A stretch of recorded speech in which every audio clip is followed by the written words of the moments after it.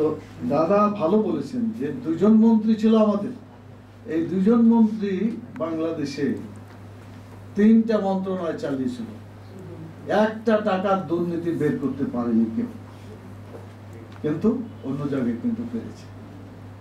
তো ইসলাম যদি খারাপ হয়, জঙ্গি হয়, মানুষকে মারে, স্বার্থবাদ হয়, তাহলে তো কিছু আকাম কুকাম করার কথা পাওয়া যায়নি। আলহামদুলিল্লাহ এটা রেকর্ড হয়েছে, শুধু বাংলাদেশে না, সারা দুনিয়ায় এটা প্রশংসিত। আমি মালয়েশিয়া গেছিলাম,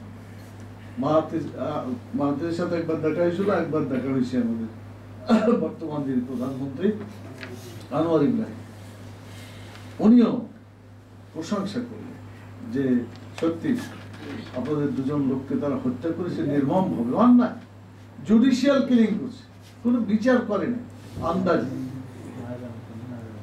মারতে হবে, তাই বিচারকদেরকে বললো যে একটা আইন করে রায় দিয়ে দাও, মেরে ফেলতে হবে।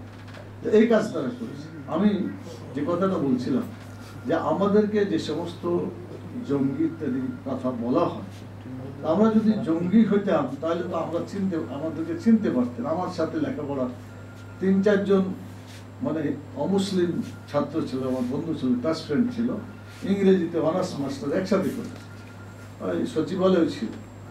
কোনোদিন তারা এই সমস্ত কথা কখনো বলে নাই, এবং এত আমাদের সাথে সম্পর্ক, বিশেষ করে আমার সাথে, যে এটা আপনার হয়তো দেখা হলে তারা যেভাবে কথাবার্তা বলে, তাতে আমার মনে হয় এটা মুসলমানের কিছু নামধারী লোক চক্রান্ত করে আমাদের প্রতি জঙ্গি এই অপবাদটা তারা দেওয়ার চেষ্টা করেছে। আসলে কিন্তু কিছু আজকে বিশ্ববিদ্যালয়ে যে সমন্বয়করা যারা দায়িত্ব পালন করছিল বিভিন্ন জায়গায়, সেখানে ইসলামী ছাত্র শিবিরের ছেলেরা ছিল, তারা যদি এত খারাপই হবে তাহলে তো ওরা বুঝতে পারবে যে এরা খারাপ, বরং তারা তা বলে নাই, বরং ভালো বলেই চিহ্নিত, রেজাল্ট ভালো, ছাত্র ভালো, আরে বিড়ি খাই না, মদ খাই না, জেনা করে না, কোনো মানুষের টাকা ছিনতাই করে না, চরিত্র খারাপ নয়, সবসময় নামাজ পড়ে, মানুষকে ভালো কথা বলে, এই ভালো মানুষকে যারা জঙ্গি বলে আসলে তারাই জঙ্গি, এবং তাদের চরিত্রই খারাপ,